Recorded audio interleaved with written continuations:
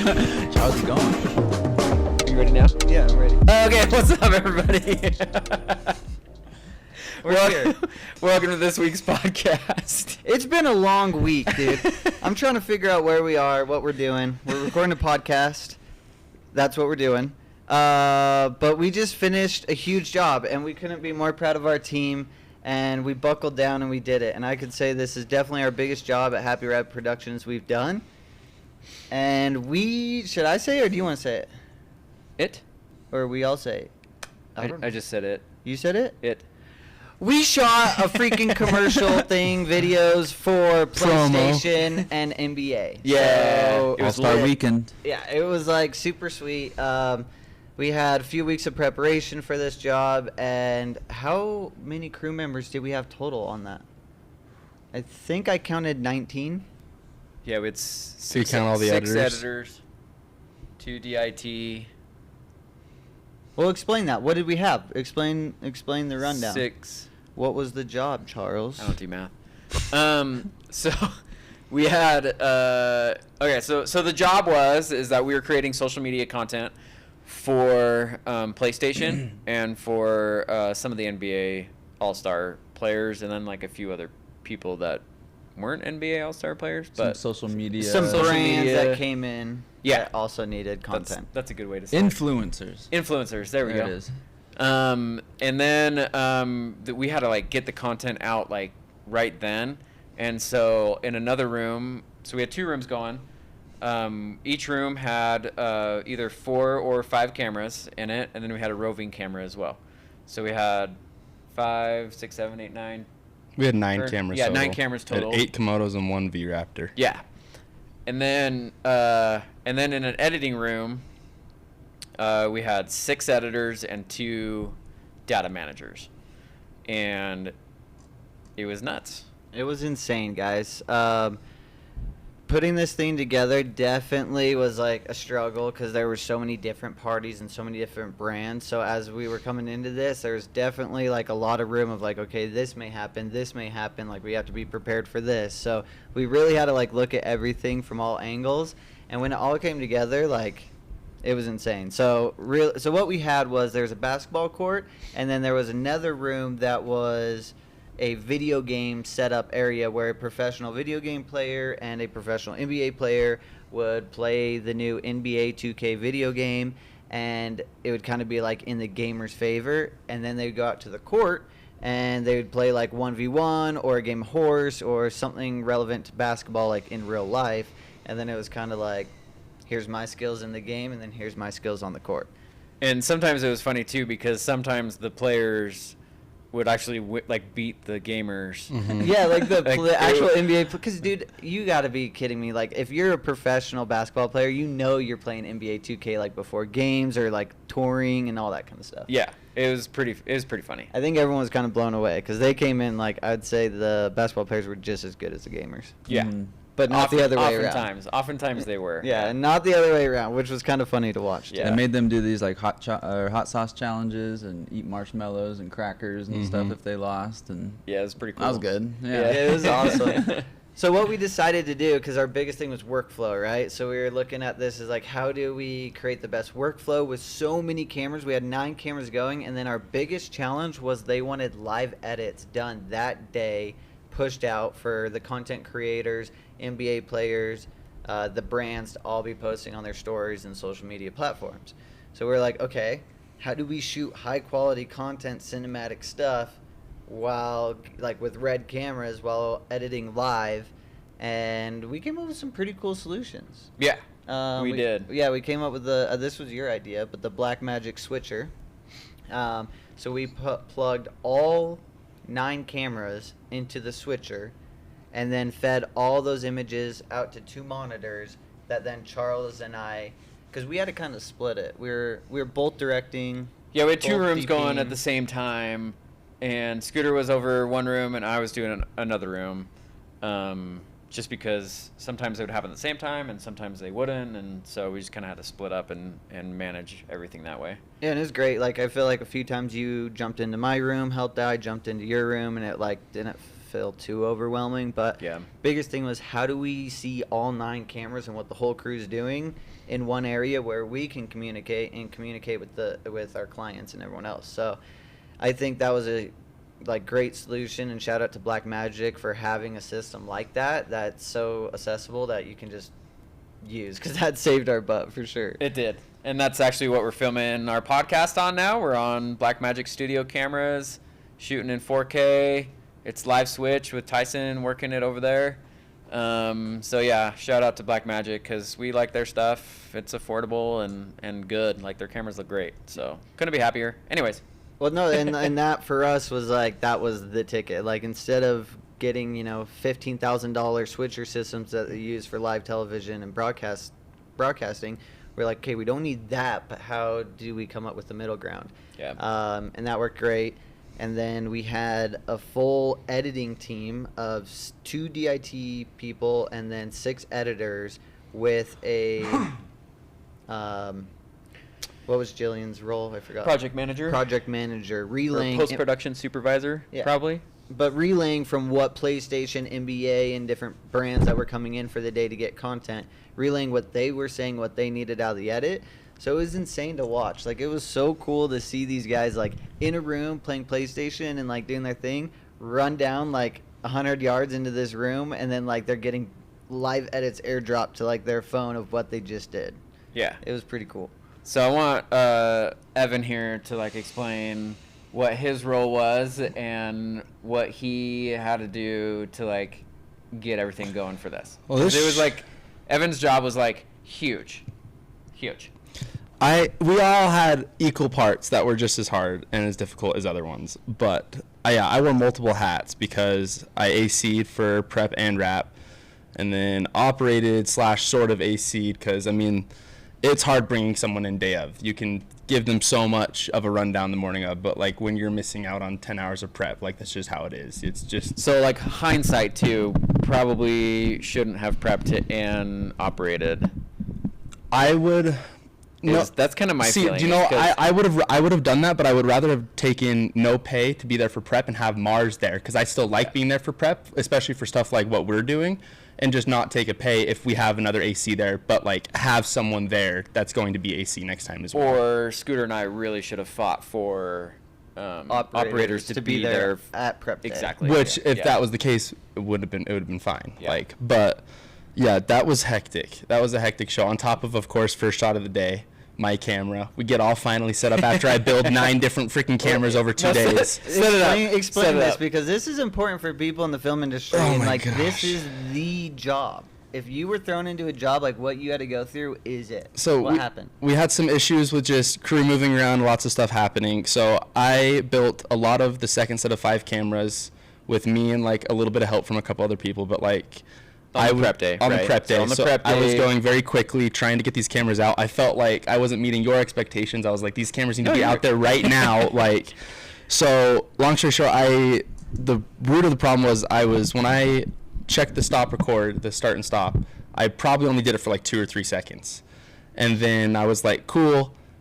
Ejected cards were fine. Day of shooting, I picked the one camera that's going to have the issues. And that's when we get up there, first shot of the day, whoever it was we started with. I don't remember who it was. It wasn't Paulo. I don't remember who it was. But athlete walks in there sitting down ready to go. You're like, camera start recording. I'm like, all right, my camera go. Second camera go. PlayStation starts recording. I walk back to my camera and you're like, all right, camera two start recording. And I'm like, okay. Press record and it goes for 4 or 5 seconds and then quits. Of course, first shot of the day. So what? I think we pulled in John on roaming camera. Quick solution. Evan grabs that camera, dismounts it, and then we're like, okay, what can we do? Luckily, we didn't have somebody on the court, so we pulled one of our operators, threw him where you were, so John was standing where you were with his camera on a Ronin, acting as a human tripod. Yeah. Which is whatever you got to do. And then Evan jumped to the back, and what'd you end up? I How'd you spent fix it? 20 minutes. I called Cade, shout out Cade and Enigma. Love Cade, such a sweetheart. Enigma 3 Rentals. Yes. Real quick, I'm going to interrupt. Shout out to all the rental houses in Utah. Seriously. We had 3 rental houses come together to get our product order because there's not 9 Camera order. Komodos. And on at top one of rental it, house. Cade sub-rented out 2 or 3 of the 5 cameras we got for him were sub-rented out through personal individuals because he couldn't source them, so he had to outside source them. Like, Cade stretched and reached for us really hard. Shout out Yeah. Enigma, shout out Redman, and shout out Redfinch. You guys are awesome. Yeah. Thank you. But So yeah, I back- called Cade, and Cade, being the amazing person he is, pulled over and was on the phone with me trying to diagnose this camera. Side for of the road, 20 just minutes. Yeah, he Googling. was like, I called Enigma because I didn't have his number saved for some reason. So I called Enigma, Matt transferred me to him, and then he sat on the phone with me for 20 minutes fixing it.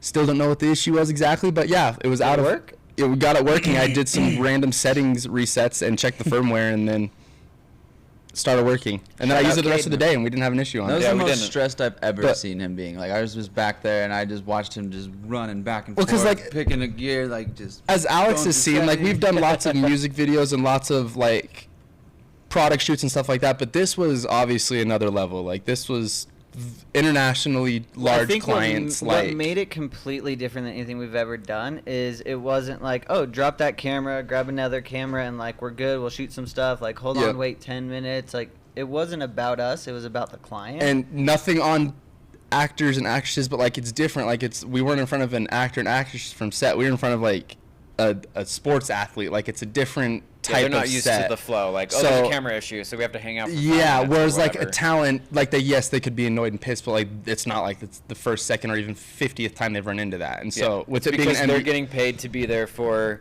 like- 30 minutes or Yeah. 45 minutes, and then they're gone. And their Yeah. manager will rip them out mid-interview, like whatever Mhm. that takes. Like, so that was part of it. Was like, okay, how do we get cameras up and running in less than 30 seconds and get this done? Like Alex Yeah. said, I was very like I only do a handful of like live sports and weird things like that a couple times a year. That was so like I've never had anything like that happen right in front of it. And also like my camera's not the back camera. I'm the one right by the TV in front. Like everyone's looking like right my direction. Yeah, I like, just hear him back there. Of course it's mine. Of course it's I mine. literally, I was so irritated. I was like, and part of it was just because of how quickly prep went, and that like, I didn't catch those. I mean, I stopped, recorded, started, stopped for maybe 2-3 seconds, and it was like a 4 or 5 second deal. Like I must have just missed it on that prep day, and Yeah. like that's my fault. But like we were rushing through. I was trying to get the cameras out there. Like it was a lot of building that day. but it's good. Sounds like you learned a lot, and sounds like you know what you wouldn't do next time. Yeah, exactly. Yeah, it was fun operating. That was a hectic show, bouncing back and forth, but it was a lot. It was fun. What did you do, Alex? What was your role?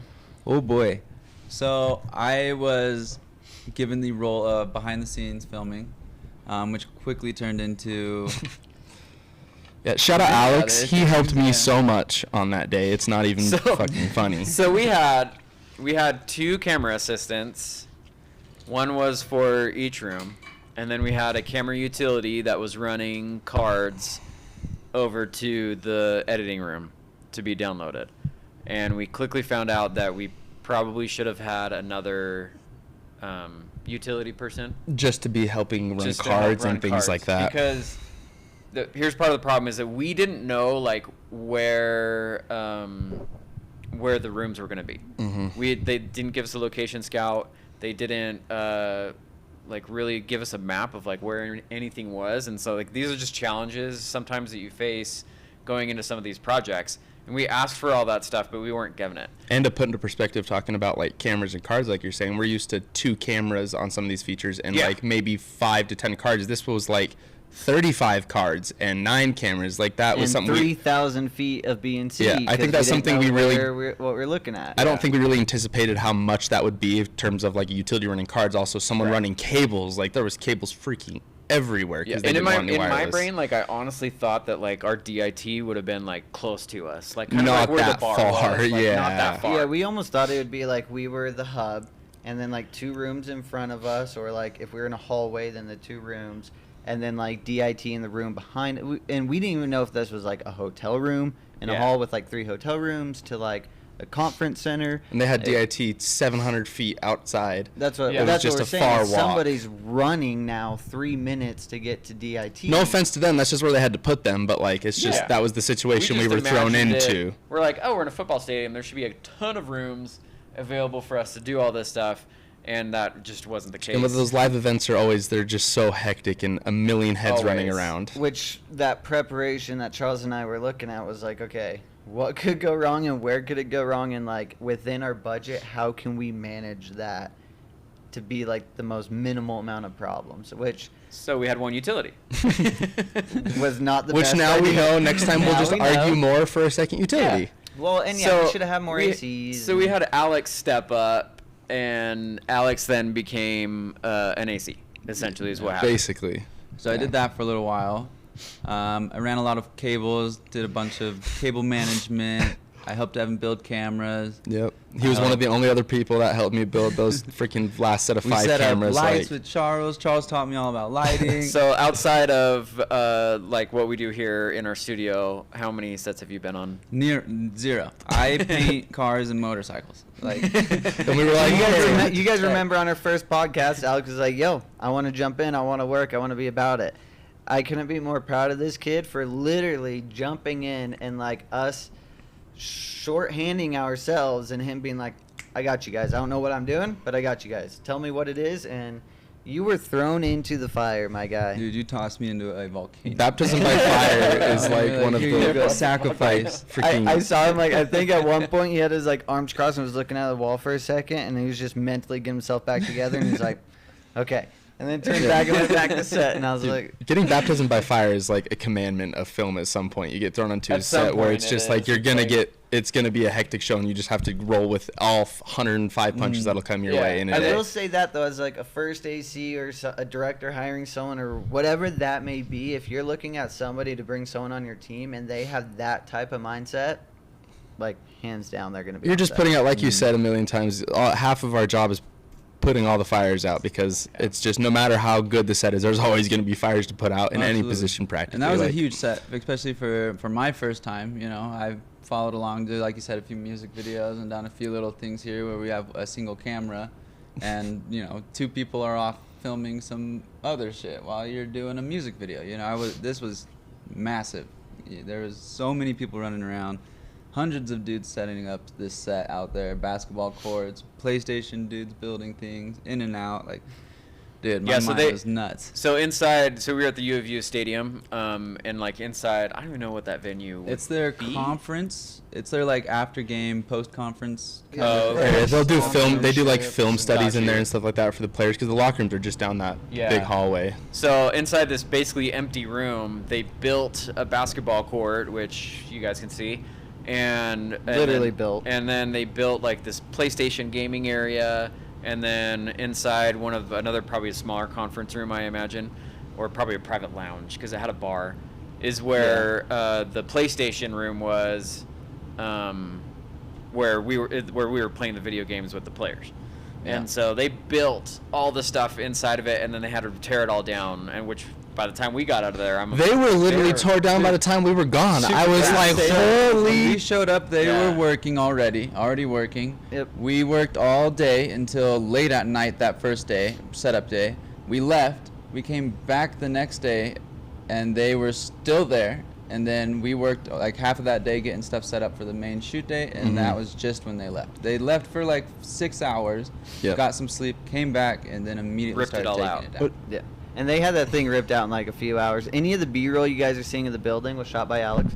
If you guys are watching our vlog or anything, you'll see a bunch of shots in there. But you got some sweet time lapses of like them building it. So literally, guys, empty room to like what you're seeing. And also, which I thought this was super interesting, is they vinyled the walls. Yeah. And because it's the University of Utah, which, if you don't know, their colors are red and white. And red and white is Nintendo. Or red is Nintendo. Yeah. And so they didn't want to have any red anywhere that a camera could catch anything red. Yep. And so they had a company come in and vinyl every single surface that was red. You know, it was either white with like mountains because that was their theme this time for PlayStation, and then or black, and literally covered every surface. And it was just like, holy crap, dude, that's so much work. They put We stickers walked on those in- walls that were the size of like It's- 3 stories. Like, Yeah, that's yeah, what our we walked Yeah. into that room and it was like white, red, and like it was beautiful. It was cool, and it had big U emblems. We went in, set up a room, and then came in that same room an hour later, and it was a completely different color, like black Yeah. PlayStation logos all over PlayStation the place. textured on the ceiling, and we're like, It's oh. cool you think about it because that's what our utility was asking us. Because like I mean the sports teams that share arenas like Pepsi Center and crap, they do that twice a week because they change between different teams and games. Oh, They use the exact same tunnels. I mean, they'll build the court right over the ice, and then they'll redo all the walls and all that crap. I mean, that like those because that's what mine and Ethan's uncle has done a little bit of transpo when he did it for like Okay. American Drive or That's American Ride, nuts, whatever man. the independent show is. But those transpo guys and those construction guys work such long hours, and they knock that crap out in a couple hours. It is insane how fast they can change a space to be totally different. That's like cool. It That's so really cool. was magical to be our little part as it was in the whole scheme. We were actually a big part of that. we were but- the main camera crew. Like we were the camera crew, but it was cool to like be a part of something that was so huge because like never in our minds could. I mean, that was multi-million-dollar production by Oh, it was for totally. sure. Yeah. Like it was we worked cool. killer with those other teams that were there too, which was awesome. Sometimes I feel like it's hard to mix and match with other crews and stuff, but this crew, like, I would lay a cable, they'd come lay one right next to mine and cover it. I was like, Which, as you'll see, that was really neat because like it's different from like the features we do where it's like one production company hiring all of the departments, whereas stuff like this is like could be 5 production companies subcontracting out to 5 other production companies to come in and do one department's job. And so like half that's the people there were from England. it's really hard to like get that when you're especially on stuff like this, and it's cool that like everyone, for the most part, I didn't have any issues with anyone. All the crew was super nice. Like Yeah. They were awesome. Yeah, it was great. I think all around over here at Happy Rabbit, we did an amazing job. The crew came through for us, and yeah, we couldn't be happier and we're stoked to get a job like that. and it was fun to be in front of some of those NBA players. Quick like, shout out Yeah. to the catering team. Oh yeah. Oh Facts. my It was goodness. The catering was unbelievable. The UVU Stadium, whatever they're feeding their players, I understand why they're so good. We got real silverware, real plates. Dude, they made like us I'm so used to steaks plastic and crap. eggplant wrapped Yep. spaghetti rolls. And it was Alex was like, "Wait, is this how you guys eat on set?" And I was we're like, no, not I was usually. like, "Yeah, it depends. It depends what Sometimes." set, but I'm thinking like in general for the most part, like it's just It's like not that it's bougie. quick Depends hot. on if you're on a big show, dude. Like, think True. about like High School Musical, dude. We had good food on that That's You're show. right, you're right. See, but I'm used to bouncing around on these small feature films and Hallmarks and Netflix. Yeah, where I'm those just you don't. Quick hot meals, and we're going back and filming. I will Yeah. say though, with the bigger production stuff, food is something they don't lack, and I think the film industry is all on the same page. It's like if you feed your crew, they're gonna work hard. Like feed them good, Yeah. they'll They're work happy. good. Yeah. Yeah. And that definitely is like I feel like an industry standard in film. Well, the caterers were all nice too. They always were asking how we were doing. Like every time I went and sat back down there, one of them would walk by Oh, and like he ask came how up we to were my doing. desk because Charles and I got back into it, so I brought my food over there, and he literally like cleaned my plate for me. Yeah, Like, he's so- service at a restaurant. They while were we all so working. I was nice. like, I felt so bad. Yeah, but Players are eating good. Yeah, they told us just to leave our plates where they were. Yeah. Come get them, you know. And it was I great. didn't know what So to do, man. Alex is gonna stay in film for the food. the food's got me. He hasn't even touched crafty trucks yet. Where you Yeah, can just wait till load we up to on go and crafty, get- bro. So just so you know, they got crafty trucks most of the time, and they have any candy, everything you want, any snack. It's like walking any into drink. grocery Was that not the store. first thing I asked Wow. within 10 Yeah. minutes of when we got there from Enigma that morning? I was like, has anyone seen Crafty yet? It was like literally the first thing I asked when I walked in. I was like, I gotta go hit Crafty, get get some spoiled. sodas and candy. Yeah, I Yeah. like that, dude. Treat your crew right, and they'll treat you right. Yeah. Seems to work. There was a lot Yeah. of times where I was getting kind of hangry, and then they walking dinner. Attitude adjustment. I'm out. Alex was always like, "Where's Alex? Oh, food." I'd be like, "You guys want food? I'll bring you back food." Like, I'm gonna get it though. I'm going though. Charles, out of the whole experience, what was your biggest takeaway from the NBA job? That's a good question. Gosh dang, dude, I don't know. Probably,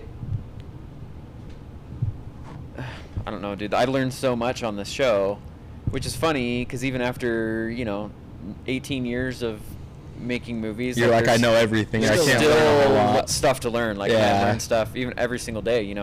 But honestly, probably pre-production. Like we probably could have pushed it a little bit harder to get in to the venue so we could have seen it.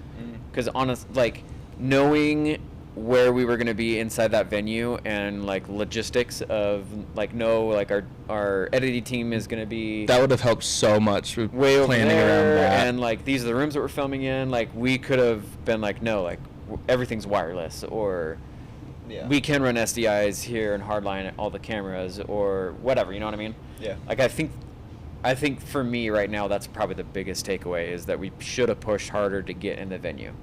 or just showed up and knocked on the door and been like, let us in. We're here, let us in, yeah. Yeah.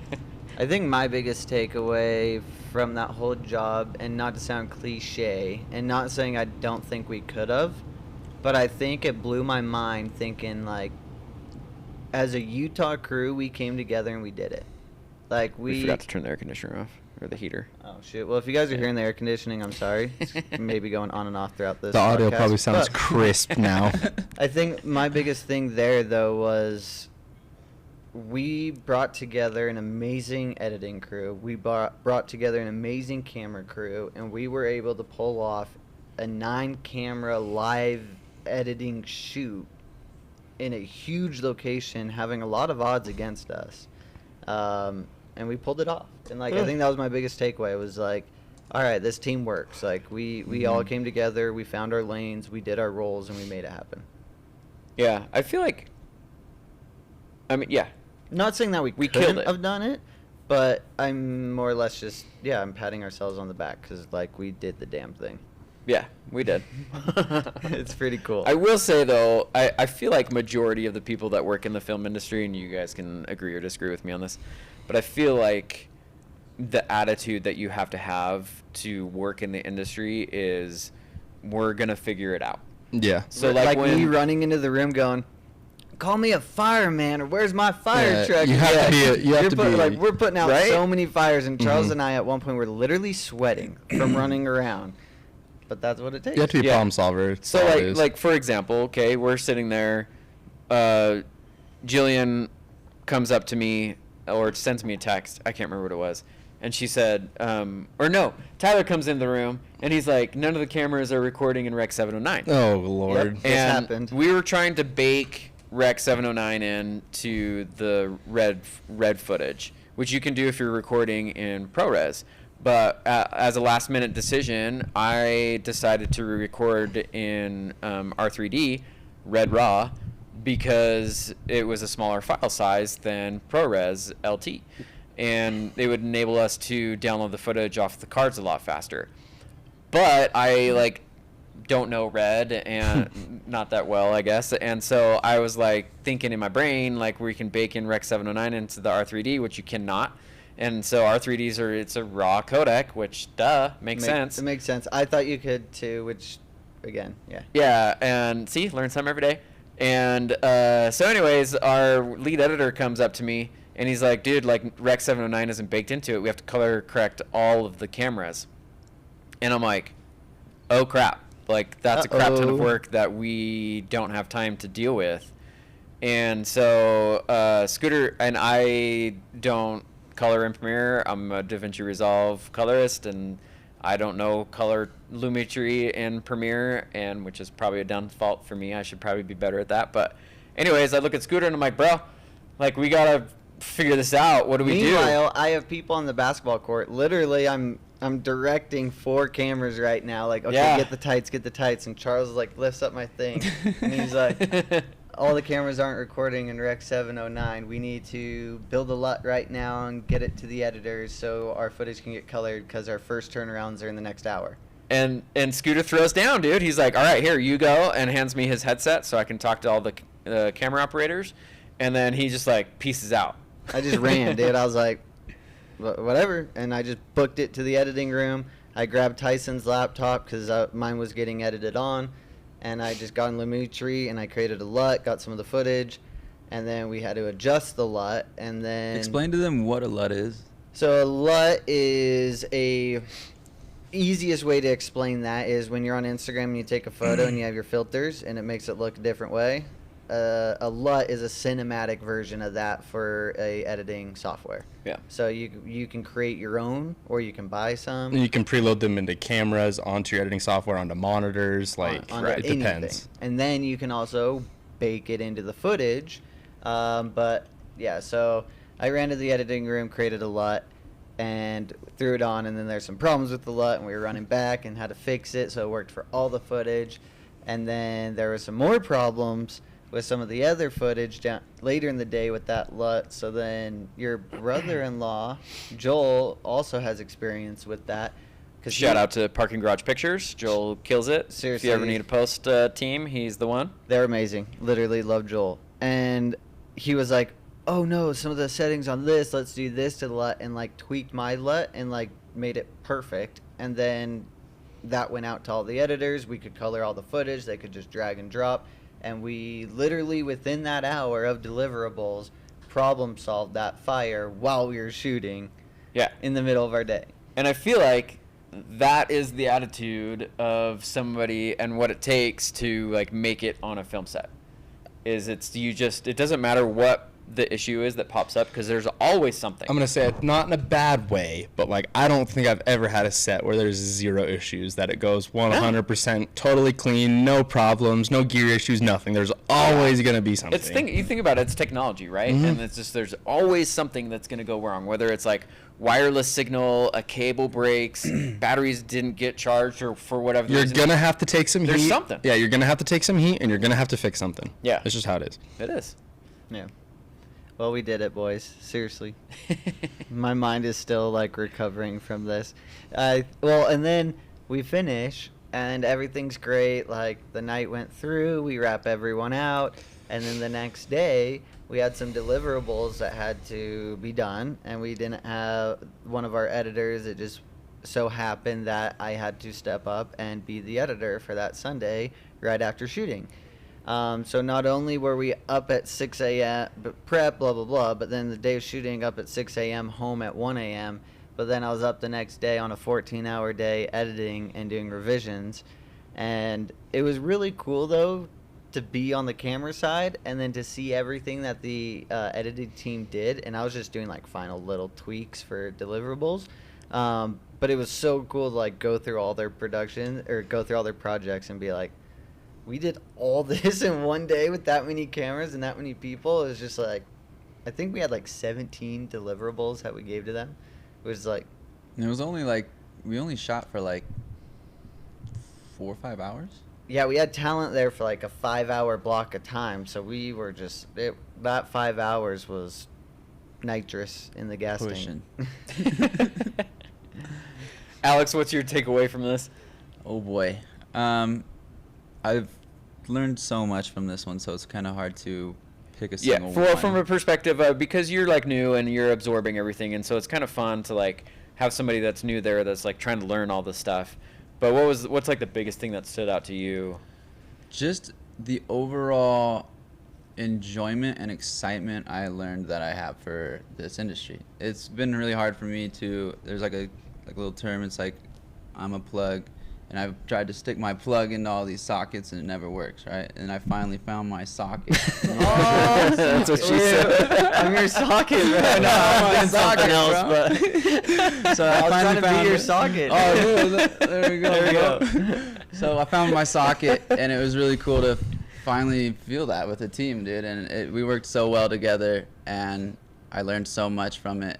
And it's just such an exciting world to be in. Like, there's nothing else I've ever done that compares to the go pace. Yeah, of my ADHD film. doesn't allow me to work 9 to 5 office No, jobs. and I I can't have either. to be on something like this that's always changing. Nothing's ever the same. It's always 9 out Every of 10 day times at it's work go, is go, go, go, different. go. Totally. I Finally function so found much it, better in that dude, environment. yeah. Like, I'm the same way. I have crazy ADHD, dude, and I've Mhm. tried so many jobs, and I'm out of them in like a week, dude. I'm like, this Let's sucks. be something be like honest. Like, basically everybody that works in the film industry has some form. I was gonna say of, the only You're reason not I like decided to go hyperactive. get medicated for my ADHD is because I talked to like literally so many camera people that were all like, yeah, I have severe ADHD, and I'm like, this might be a common trait amongst. Anybody, it who- totally is. anybody It who's totally is. willing to stand for 12 hours and like do the same thing over after 5 days Isn't a that week, the 6 days a definition of week. Insanity. Insanity? Yeah. Yeah, okay, copy that.